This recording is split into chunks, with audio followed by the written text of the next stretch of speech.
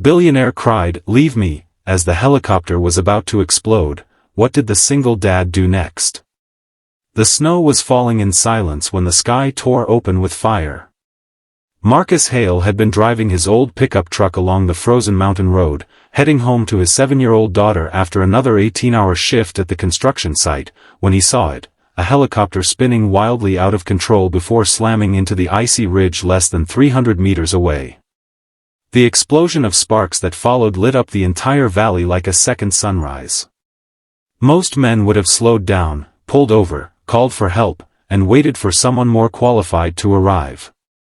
But Marcus Hale was not most men.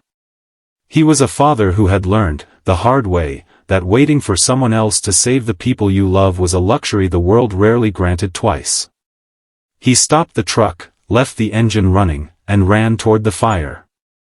If you believe in kindness, second chances, and the kind of courage that ordinary people carry in extraordinary moments, please like this video, drop a comment below, share it with someone who needs to feel something real today, and subscribe to Kindness Corner, because stories like this one are why this channel exists.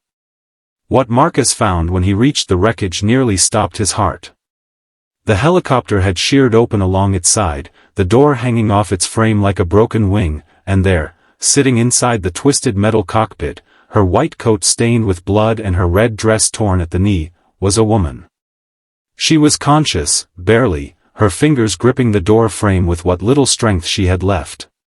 Behind her, flames were crawling steadily across the tail of the aircraft, feeding on the fuel that had already begun to pool beneath the snow. Marcus could hear the low, trembling groan of metal under pressure. He had worked construction long enough to know what a structure sounded like right before it gave way entirely. He reached for her. And that was when she screamed at him to leave. She told him, with tears cutting through the blood on her face, that the fuel line was ruptured and the whole thing was going to blow within minutes. She told him she was trapped, that her ankle was pinned beneath a collapsed section of the instrument panel, and that there was nothing he could do. She told him her name was Vivian Calloway, and even through the chaos and the cold, something about that name registered somewhere in the back of Marcus's mind, though he couldn't place it yet. She told him she was worth more dead than alive to the people who had sent this helicopter. She told him, with the calm devastation of someone who had already made peace with dying, to save himself. Marcus Hale got down on his knees in the snow and started pulling at the collapsed panel with his bare hands. He told her, quietly and without drama, that he wasn't going anywhere. What she didn't know, what she couldn't have known from looking at this rough-edged man in his worn work jacket with grease still under his fingernails, was that Marcus had already lost one person he loved because he hadn't been fast enough. 3 years earlier, his wife Elena had been in an accident on this very same mountain road during a storm not unlike this one. He had been 50 miles away when it happened. He had driven as fast as he could. He had not been fast enough. And ever since that night, he had lived with the particular weight that only survivors carry, the grief of arrival, the guilt of the almost, the silent question of whether things might have been different if he had simply been there. His daughter Sophie asked him sometimes why he always drove so slow past the curve near the ridge. He never told her the truth. He just said he liked to look at the mountains. Tonight, the mountains had brought him here. And Marcus Hale was not going to be 50 miles away again. The panel was heavier than anything he had moved on a job site, and his hands were bleeding by the time he felt it begin to shift.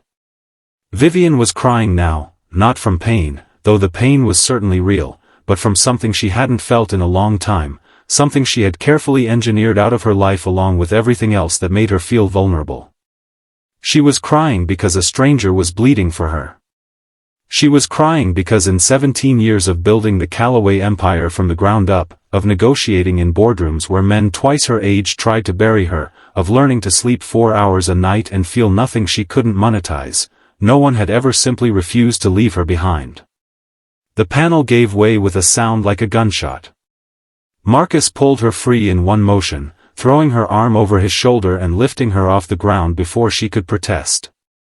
He moved fast, faster than a man who had worked a double shift had any right to move, carrying her across the snow while the fire behind them found what it was looking for. The explosion, when it came, hit them like a wall of sound and heat, sending them both tumbling into a drift 20 meters from the wreckage. Marcus curled his body around hers as they fell. When the world stopped shaking, she looked up at him. His face was cut above the eyebrow. He was already checking to see if she was breathing. She was. The rescue teams arrived 40 minutes later. They found a single dad sitting in the snow beside a woman wrapped in his work jacket, her head resting against his shoulder, both of them watching the fire burn itself out against the ice. The paramedics said afterward that if she had remained in that helicopter 60 seconds longer, they would have been recovering a body instead of a patient. In the weeks that followed, as Vivian recovered from a fractured ankle and 2 cracked ribs, she learned who Marcus Hale really was. Not the construction worker, she had already figured that part out. She learned about Elena. She learned about Sophie, who had drawn her a get-well card in purple crayon featuring what appeared to be either a helicopter or a very angular butterfly, with the words, "Daddy saved you because that's what he does," written underneath in careful, 7-year-old handwriting. She learned that Marcus had turned down the reward money her lawyers tried to deposit into his account 3 times, and that the 4th time he finally accepted it, he donated every dollar to the mountain rescue service that had responded to Elena's accident 3 years before. Vivian Calloway had survived a great many things in her life. She had survived a childhood without money, a career built on people underestimating her, and a business rival who had, she now suspected, tampered with that helicopter. She was not a woman who believed in accidents, in fate, or in the idea that the universe arranged things for a reason. But she kept that purple crayon drawing.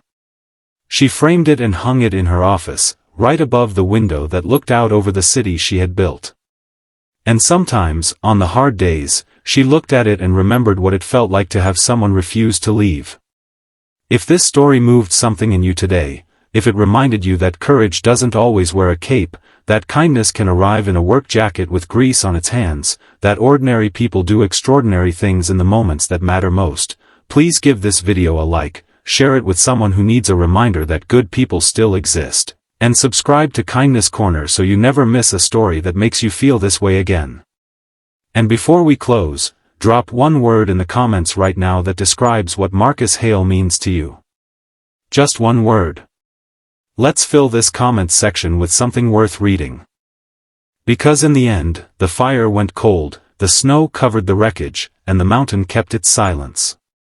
But somewhere in that silence, a little girl's crayon drawing hung on the wall of a billionaire's office, and 2 people who had both learned what it meant to lose something irreplaceable found, without planning to, that they no longer felt quite so alone. Some rescues happen in the snow. Some happen slowly, over weeks and months and purple crayon drawings, in the quiet space between grief and beginning again. Marcus Hale went back to his daughter that night. He drove past the curve near the ridge. And for the first time in 3 years, he didn't look away.